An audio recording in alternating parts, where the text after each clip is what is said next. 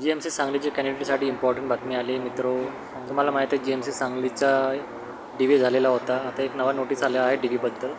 ही official website आहे, मी तुम्हाला open करून दाखवतो याच्या नोटीस. ठीक आहे, इथे लिहिली आहे कागदपत्र पडताळणीबाबत 19 जूनचा हा नोटीस आहे.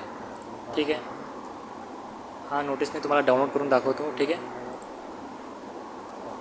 तर याच्यात जनरल इन्फॉर्मेशन दिली आहे की ह्या दिवशी नाही का एक्झाम झालेली होती आणि यांच्या डॉक्युमेंट व्हेरिफिकेशनसुद्धा झालेला होता 25 मे ते 1 जूनपर्यंत. ठीक आहे, तर त्यांनी हा नोटीस काढला आहे की जे लोक अब्सेंट होते काही कारणास्तव त्यांना पुन्हा DVची संधी देण्यात येणार आहे. ठीक आहे, तर ते लोक 25 जूनला जाऊ शकतात DVसाठी. जे अब्सेंट होते ते 25 जूनला DVसाठी जाऊ शकतात. ठीक आहे,